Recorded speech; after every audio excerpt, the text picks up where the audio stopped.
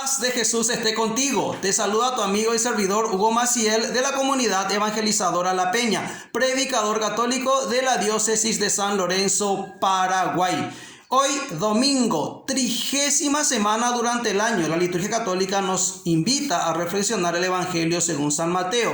Estamos en el capítulo 22, versículos del 34 al 40. Como estamos en el ciclo litúrgico A, hoy domingo la iglesia reflexiona el Evangelio según San Mateo. Para ubicarnos siempre en el contexto, habíamos dicho que la regla de oro de la interpretación bíblica, porque lo que pretendemos hacer es un estudio bíblico, un análisis bíblico sobre el Evangelio de este domingo o de cada domingo, como están en los videos anteriores. Tratamos de hacerlo desde un tiempito atrás, las reflexiones de los evangelios de cada domingo. En este caso nos toca la perícopa, el mandamiento principal. Es una lectura muy corta, pero que tiene muchísima enseñanza que vamos a tratar lo máximo posible de abarcar en este pequeño espacio que hemos de compartir. El Evangelio según San Mateo. Habíamos dicho que Mateo estructura su Evangelio en 7 partes, 7 secciones. Esta es la penúltima. Ya estamos en el capítulo 22, como habíamos dicho, luego el 23, en el 24 empieza el discurso escatológico y ya luego más adelante la última parte donde habla de la pasión y resurrección de Jesús. Así estructura Mateo su evangelio. Nosotros reflexionamos el capítulo 22, versículos 34 al 40. Antes de leer el Evangelio, recordemos, este análisis bíblico, este estudio bíblico es para acompañar y abrir un panorama más a la homilía de tu sacerdote en las celebraciones litúrgicas, para que la liturgia de la palabra pueda ubicarse y tal vez enriquecerse más, y aparte ampliar nuestro conocimiento bíblico, ver algunos datos que tal vez en una homilía no se va a poder porque el tiempo es reducido, y aparte no es el momento de hacer una exégesis bíblica en las homilías. La homilía más bien es una predicación, una exhortación a la comunidad. Capítulo 22, versículos 34 al 40. Jesús nuevamente se va a confrontar con las autoridades. Esta es la sección del Evangelio de Mateo, donde Jesús tiene una serie son 4 confrontaciones directas con las, entre comillas, autoridades de Israel en aquella época. Estamos hablando de los fariseos, los saduceos, que en las reflexiones anteriores habíamos explicado algo de quiénes eran los fariseos, los saduceos.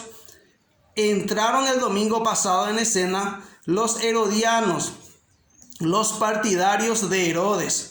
¿Recuerdan el evangelio del domingo pasado? Den al César lo que es del César y a Dios lo que es de Dios. Habíamos explicado ese evangelio. Y también los sumos sacerdotes. Entran los fariseos, saduceos, todas las autoridades de Israel que van a tratar de enfrentar, de contraponer lo que es la doctrina enseñada por Jesús. El domingo pasado, con los herodianos enviados con algunos discípulos de los fariseos, terminábamos diciendo que ellos se fueron sorprendidos por la respuesta de Jesús. Veamos cuál es el planteamiento hoy en el Evangelio. Dice la palabra de Dios: mas los fariseos, al enterarse de que había tapado la boca a los saduceos, se reunieron en grupo.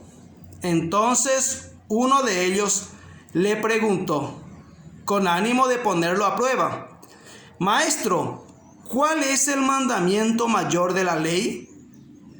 Él le dijo: amarás al Señor tu Dios con todo tu corazón, con toda tu alma y con toda tu mente. Este es el mayor y el primer mandamiento. El segundo es semejante a este: amarás a tu prójimo como a ti mismo. De estos 2 mandamientos penden toda la ley y los profetas. Este es el evangelio de hoy. Recordemos, no decimos como no estamos en la liturgia, no decimos el evangelio según San Mateo, Marcos, Lucas o Juan, y tampoco al final palabra del Señor, gloria a ti Señor, porque no estamos en la liturgia, solo para aclarar. Es el recuerdo que hace Jesús sobre el mandamiento principal para los judíos. Acá hay que entender algo. En esta versión no aclara, pero hay versiones donde se mete un enunciado sobre quién es el que hace la pregunta. Están los fariseos, nuevamente contraatacan los fariseos, pero en este caso, en algunas versiones nos aclara de que era un legista, un especialista en la ley, el que va a lanzar esta pregunta a Jesús para ponerlo a prueba. Viendo, como dice el Evangelio, que él había tapado la boca a los saduceos. Recordemos que los fariseos y los saduceos no se llevaban bien. Hay un dato interesante que acotar acá también. Los saduceos solamente aceptaban el Pentateuco, los 5 primeros libros de la ley, o la Torá para los judíos. Solamente la Torá, los 5 primeros libros de la ley. Los profetas, los Nevi'im y los Ketuvim, los profetas y demás escritos, los saduceos no aceptaban. En cambio, los fariseos sí. Los fariseos aceptan el Pentateuco más los Nevi'im y los Ketuvim. Entonces, la Tanaj judía aceptaban los fariseos, Torá, Nevi'im y Ketuvim, los libros de la ley, los proféticos y los demás escritos, los agiógrafos. Eso aceptaban los fariseos. Un legista, un especialista en la ley, un fariseo, un letrado, especialista, es el que le hace esta pregunta a Jesús, para ver qué Jesús responde. ¿Cuál es la pregunta? Maestro, ¿cuál es el mandamiento mayor de la ley? Según la ley. Al decir la ley, se refiere a los 5 primeros libros, a la Torá, al Pentateuco para nosotros. Los 5 primeros libros, Génesis, Éxodo, Levítico, Números y Deuteronomio, los 5 primeros libros de la ley. Escritos se cree bajo la inspiración de Moisés. Bueno, según la ley, ¿cuál es el mayor de los mandamientos? Acá hacer un paréntesis. Los judíos, para los judíos, el mandamiento mayor para ellos era lo que estaba contenido en el libro del Deuteronomio. Vamos a leer qué dice el Deuteronomio. Está en el Deuteronomio capítulo 6. Primero entender qué es lo que Jesús dice. Porque Jesús dice el mandamiento mayor es este. Amarás al Señor tu Dios con todo tu corazón, con toda tu alma y con toda tu mente. ¿De dónde quita esto Jesús? ¿Y por qué el maestro de la ley le dice a Jesús que es cierto que ha respondido bien? Esto está en el libro de Deuteronomio. Deuteronomio es un libro escrito por Moisés. ¿Quién habla en el Deuteronomio? Habla Moisés. ¿Qué va a hacer Moisés en el Deuteronomio? Deutero viene de la palabra segundo. Habíamos dicho en reflexiones anteriores, cuando hablábamos de Isaías, del Deutero Isaías, decíamos que Deutero significa segundo. Hablábamos del primer Isaías, del Deutero Isaías y del trito Isaías. En una de las reflexiones anteriores que podéis buscar en este mismo canal, en una de las reflexiones de los domingos, al referirnos a la primera lectura, si no fue del domingo pasado, fue del domingo antepasado, nos habíamos referido a Isaías. Ahí hacíamos la mención de qué significaba Deutero. En este caso, el libro Deuteronomio significa segunda ley. Deutero, segundo, nomio, nomos, ley. Segunda ley, ¿por qué? Porque ellos tenían su ley, los israelitas, cuando iban camino a la tierra prometida. Ahora están llegando a punto de entrar a la tierra prometida. Dios, a través de Moisés, va a dar unas leyes para el pueblo. Ya no va a ser un pueblo nómada que va a estar mudándose de lugar a lugar, sino se van a ya establecer en lo que va a ser la tierra prometida, la tierra de Canaán, la tierra prometida. Ahí van a establecerse ellos, entonces la ley va a cambiar. Hay ciertos estatutos que se debe cambiar, que se debe corregir, que se debe tener en cuenta. Y es ahí donde Moisés va a hablar de Deuteronomio. Es donde va a entrar la ley, que esto que vamos a leer, que Jesús nombra, es la Shema Israel. ¿Qué es la Shema Israel? Es el credo de los israelitas. Lo que sería para nosotros el credo católico. Para ellos el credo, el corazón, el centro del Antiguo Testamento es lo que vamos a leer ahora. ¿Cuál era el centro del Antiguo Testamento?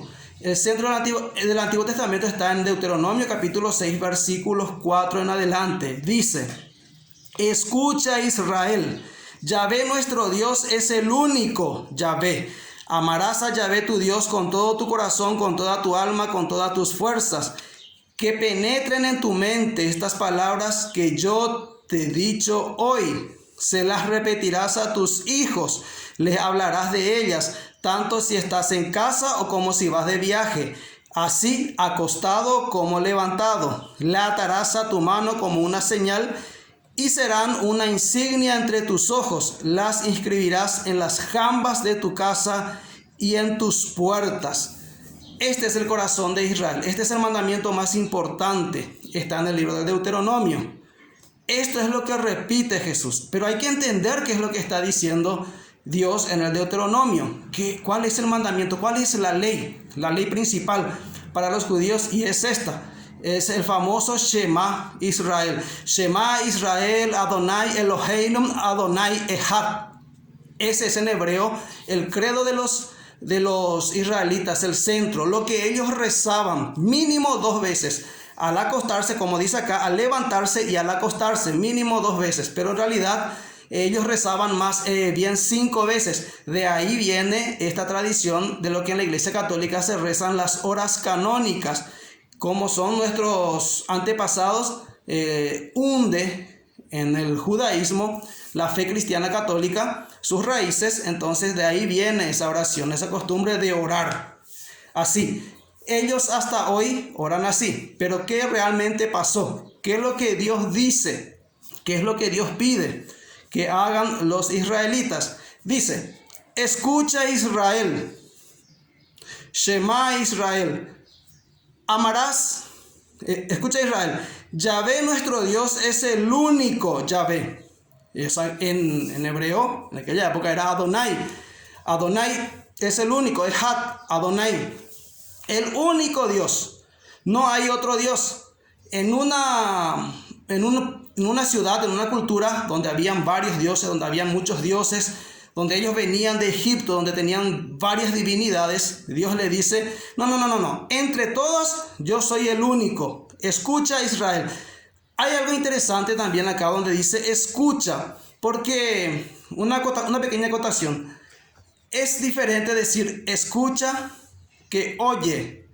En una de las versiones Reina Valera, esta es una Biblia Reina Valera del año 1960, en el mismo versículo, Deuteronomio capítulo 6, versículos 4, dice: oye Israel, Jehová nuestro Dios, Jehová uno es. En la versión de Jerusalén dice: escucha Israel. Si nos vamos al significado de la palabra, son diferentes. Escucha significa prestar atención, poner oído. Eso significa escucha. Sin embargo, oír, como dice la versión Reina Valera, oye, significa solamente prestar oídos a los sonidos. No tiene nada que ver en prestar atención. En cambio, la traducción más correcta es escucha Israel. Escucha, o sea, presta atención a lo que vas a escuchar. Presta atención a lo que vas a oír. Presta atención, escucha. Atiende para luego interiorizar, aprender, llevarlo a tu mente, a tu corazón y accionar de acuerdo a eso. A eso va la propuesta de esta ley. Escucha Israel. Yahvé nuestro Dios es el único, o sea, no hay otro. Es de ahí que se entiende esto que ocurre en el Éxodo, cuando Moisés va y tiene ese encuentro con Dios en la zarza ardiente. Y Señor, sí, está bien, ya entiendo la misión que me da. Voy a ir junto al faraón, y me van a preguntar, ¿quién me envía? ¿Qué le digo? ¿Y qué le dice Dios? Dile, ¿y quién eres?, le pregunta a Moisés. Yo soy el que soy. Yo soy. Diles, yo soy, me envía. ¿Quién envía? Yo soy. O sea, el único, no hay otro. Moisés venía de haberse criado en Egipto, donde había varios dioses. Pero, Señor, ¿cuál de todos esos dioses les digo que se me apareció, que me está hablando, que me envía? Yo soy. O sea, yo soy el único, no hay otro. Entonces, esta es la base de la fe monoteísta, que cree en un solo Dios, que es la base de la fe judía, de la fe de Israel y de la fe cristiana católica. De la fe cristiana, yo soy. Entonces, escucha Israel, Yahvé nuestro Dios es el único Yahvé. Amarás a Yahvé tu Dios con todo tu corazón, con toda tu alma y con todas tus fuerzas. Rápidamente la significación de estas palabras. Para los israelitas, el corazón, amarás a Dios con todo tu corazón. Para ellos el corazón no es lo que nosotros entendemos hoy, ese tema del sentimiento y todo eso. No, para Israel el corazón es la sede del conocimiento. Entonces, lo que te está diciendo es, tienes que conocer a Dios. Tienes que acercarte, tienes que tener un acercamiento con Dios. No tienes que tener falsos conceptos de Dios. Amarás a Dios con todo tu corazón, con toda tu alma. La vida era el alma, era la persona misma. Entonces, con tu corazón, con tu conocimiento, con toda tu vida, con toda tu esencia, con lo que eres y con todo y con todas tus fuerzas, tienes que amar a Dios. Para ellos, ¿qué era la fuerza? La fuerza para ellos es todo lo que posees, todo lo que tienes. Con todo eso tienes que amar a Dios. Al entender esto, es como comprendemos qué fue lo que pasó con Jesús allá en Marcos capítulo 10, cuando nos habla de aquel joven que se le presentó a Jesús presurosamente, se tiró a sus pies y le dijo: Maestro, yo te voy a seguir a donde quiera que vayas. ¿Qué tengo que hacer para conseguir la vida eterna? Le dice. ¿Qué le dice Jesús? Ya conoces los mandamientos, conocimiento. Ama a Dios sobre todas las cosas, no tome. Eso yo ya lo cumplí desde muy pequeño, desde muy joven lo cumplí, le dice.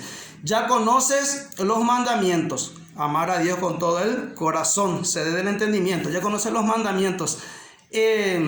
Señor, eso yo lo cumplí, pero yo quiero conseguir la vida eterna. Bueno, tu vida, amar a Dios con todo el corazón, con toda el alma, que es la vida misma, y con todas tus fuerzas. Sí. Amas a Dios con el corazón, conoces los mandamientos, sí, conoces.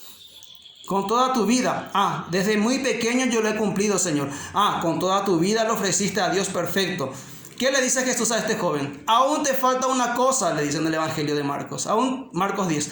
Aún te falta una cosa. ¿Y qué puede ser? Anda, vende todo lo que tienes, reparte ese dinero entre los pobres y así tendrás un tesoro en el cielo, le dice Jesús. Luego ven y sígueme.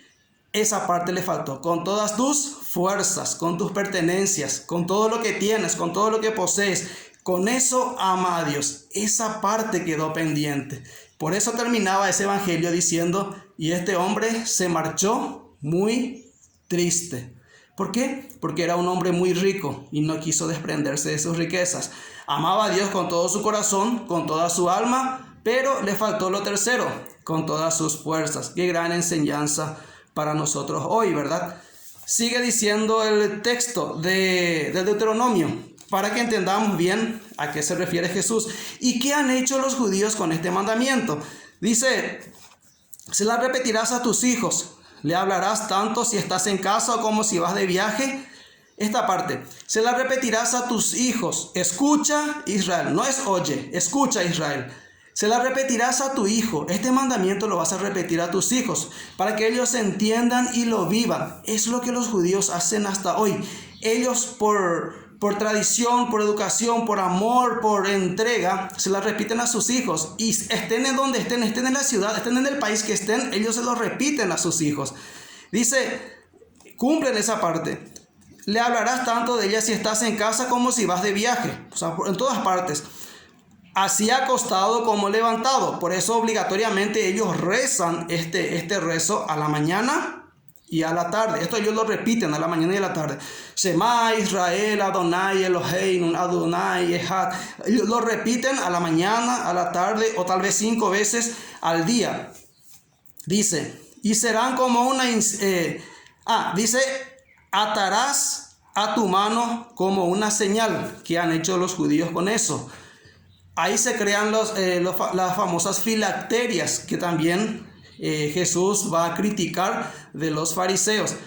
Recordemos que Jesús le estaba hablando a los fariseos. Las filacterias, ¿qué son las filacterias? Están los tefilín. ¿Qué eran los tefilín? Eran unas cajas cuadradas de cuero que hasta hoy hacen los judíos muy meticulosamente, donde están en unos rollos, unos pequeños rollos con estas citas con citas de la Torá, donde están escritas las leyes.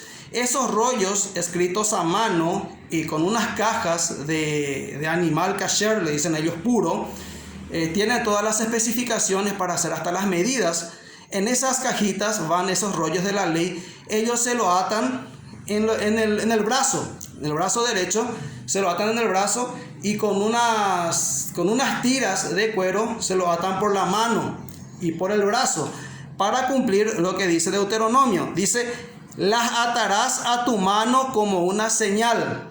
Es por eso que Jesús va a decir: ustedes alargan las filacterias. Se refieren a los tefilim, a esas cajitas que ellos ataban a su brazo. También va a decir a su corazón, y los lían. Tienen unas oraciones para liarlos, tienen cómo liarlo. Y la tefilá quiere decir oración de los judíos, la tefilá, para ir atando eso. Y lo llevarás en tu mano. Eso ellos lo tienen, ¿para qué? Para hacer la tefilá, las oraciones. Y también dice: serán como una insignia entre tus ojos.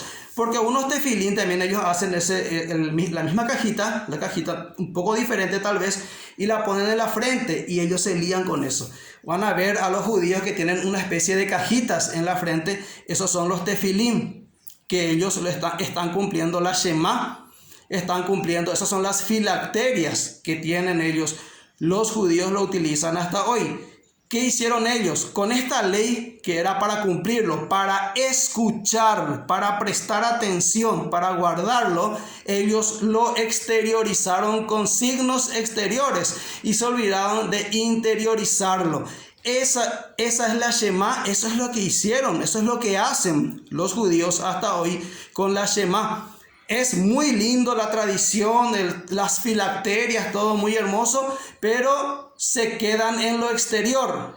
Y eso es lo que Jesús va a criticar. Aparte de decir eso, Jesús, volvemos al Evangelio. Esto es una pequeña catequesis sobre la Shema Israel, el mandamiento, el credo de los judíos, para que conozcamos.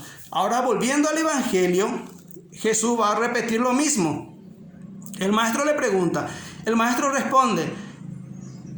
Él le dijo: amarás al Señor tu Dios con todo tu corazón, con toda tu alma y con toda tu mente. Este es el mayor y el primer mandamiento. El segundo, agrega Jesús, el segundo es semejante a este: amarás a tu prójimo como a ti mismo. De estos dos mandamientos penden toda la ley y los profetas. ¿De dónde quita esto Jesús? Esto Jesús lo quita del libro del del libro del Levítico, capítulo 19, versículos 38 y 34. Amarás a tu prójimo como a ti mismo. Tal vez Jesús habrá visto en los fariseos un amor egoísta. Yo lo cumplo, yo lo hago, yo me alargo las filacterias, yo tengo mi relación con Dios y ahí todo bien, yo agrado a Dios. ¿Qué le está diciendo Jesús? Él le agrega algo que está en el Levítico. El Levítico es el libro sacramental, es el libro litúrgico del Antiguo Testamento. ¿Y qué dice Jesús? En el Levítico 19, 18, 34, Jesús lleva esta ley a la perfección. Amarás a tu prójimo. Ya está, el amor a Dios con todo lo que es la Shema. El amor a tu prójimo. Y por último agrega Jesús: y para que no se te olvide y no sea egoísta, ama a tu prójimo como a ti mismo.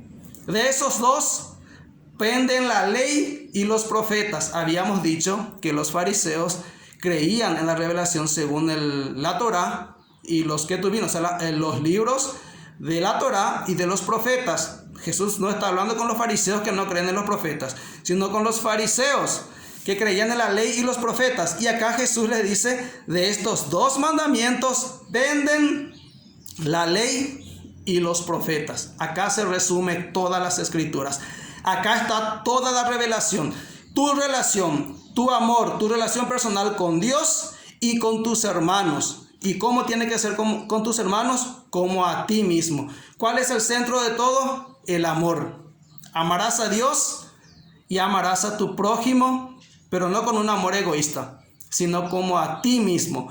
A vos que te gusta alargarte las filacterias, a vos que te gusta cumplir con la ley, es entre vos y Dios nomás. Jesús lo amplía y le dice: a tu prójimo también, así como a ti mismo. Como te amas, no a un amor egoísta. Amar a Dios y amar al prójimo.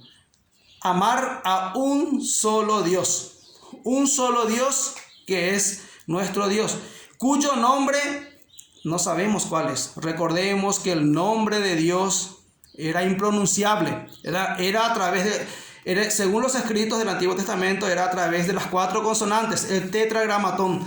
Según el tetragramatón, el nombre de Dios era impronunciable. Los masoretas son los que van a después introducirle algunas vocales para que suene algo así parecido a Yahuwah, que nosotros los católicos le decimos Yahvé. Pero recordemos que el Papa, nuestro Papa emérito Benedicto XVI, había prohibido la pronunciación de Yahvé en la liturgia. Por eso se cambió en los textos de la liturgia el nombre de Yahvé por el Señor. Ese es un dato que tenemos que entender y conocer del por qué. Dios, porque para la mentalidad judía el ponerle nombre a algo o a alguien significa que vos, que estás poniendo nombre a alguien, tenés autoridad sobre él. ¿Y sobre Dios quién tiene autoridad? No hay. Él es el único. Yo soy el que soy. Mi nombre no importa. La traducción más correcta, según los antiguos israelitas, es el eterno. Entonces, ¿qué significa Dios? El eterno. ¿Y qué es el eterno? Aquel que no tiene principio ni fin, ni arriba ni abajo, ni derecha ni izquierda, ni el único, el eterno, el que no tiene comparación. Ese es el nombre más correcto para definir a Dios. Por eso Él no tiene nombre. Sí, Dios se ha encarnado, se ha hecho hombre como vos y yo, e entró en la historia de la humanidad, como dice en Gálatas 4. Nació sometido bajo la ley, nació de una mujer y sometido bajo la ley, tuvo un nombre y se hizo visible, tuvo un rostro visible. Eso es lo que conocemos nosotros con el nombre de Jesús. Por eso decimos que no hay otro nombre dado a los hombres más grande, ni por el cual podamos ser salvos, que por el nombre de Jesús. Ahí sí conocemos el nombre de Jesús, Yeshua, que significa Yahvé salva. En él y a través suyo se posibilita la salvación del hombre y de todos los hombres. Eso significa Jesús. Entonces, para concluir, siempre hacemos Biblia y algo del magisterio, algo de los documentos de nuestros pastores. Y como estamos en la línea de Evangelii Gaudium, nuestro Papa actual Francisco, para que sigamos en esta línea de no tener un amor egoísta, de amar a Dios por sobre todas las cosas y al prójimo como a sí mismo, es importante escuchar lo que nos dice el Papa Francisco en el numeral 85-86 de la exhortación apostólica Evangelii Gaudium, el gozo del Evangelio. Con esta lectura terminamos nuestro pequeño análisis bíblico. Una de las tentaciones más serias que ahogan el fervor y la audacia es la conciencia de derrota que nos convierte en pesimistas, quejosos y desencantados con cara de vinagre. El Papa nos va a animar a salir para adelante. El Papa nos va a animar a salir del egoísmo, a salir del encierro del sí mismo y a mirar al prójimo. Sigue diciendo: nadie puede emprender una lucha si de antemano no confía plenamente en el triunfo. El que comienza sin confiar perdió de antemano la mitad de la batalla y entierra sus talentos. Aún con la dolorosa conciencia de las propias fragilidades, hay que seguir adelante, sin declararse vencidos, y recordar lo que el Señor dijo a San Pablo: te basta mi gracia, porque mi fuerza se manifiesta en la debilidad. 2 Corintios 12:9. El triunfo cristiano es siempre una cruz, pero una cruz que al mismo tiempo es bandera de victoria, que se lleva con una ternura combativa ante los embates del mal. El mal espíritu de la derrota es hermano de la tentación. de separar antes de tiempo el trigo de la cizaña, producto de una desconfianza ansiosa y egocéntrica. Es cierto que en algunos lugares se produjo un desertificación. Se produjo una desertificación, habla de desierto, espiritual, fruto del proyecto de sociedades que quieren construirse sin Dios o que destruyen sus raíces cristianas. Allí, el mundo cristiano se está haciendo estéril y se agota como una tierra sobreexplotada, que se convierte en arena. En otros países, la resistencia violenta al cristianismo obliga a los cristianos a vivir su fe casi a escondidas en el país que aman. Esta es otra forma muy dolorosa de destierro y es una forma de desierto. También la propia familia o el propio lugar de trabajo puede ser ese ambiente árido donde hay que conservar la fe y tratar de irradiarla. Pero precisamente a partir de la experiencia de este desierto, de este vacío, es como podemos descubrir nuevamente la alegría de creer. Su importancia vital para nosotros, hombres y mujeres, en el desierto se vuelve a descubrir el valor de lo que es esencial para vivir. Así, en el mundo contemporáneo son muchos los signos de la sed de Dios. El sentido último de la vida, a menudo manifestados de forma implícita o negativa, y el desierto se necesitan sobre todos personas de fe que con su propia vida indiquen el camino hacia la tierra prometida y de esa forma mantengan viva la esperanza. En todo caso, allí estamos, llamados a ser personas cántaros para dar de beber a los demás. A veces el cántaro se convierte en una pesada cruz, pero fue precisamente en la cruz donde traspasado el Señor se nos entregó como fuente de agua viva. No nos dejemos robar la esperanza. Papa Francisco, Evangelii Gaudium. Fuerza, que Dios te bendice.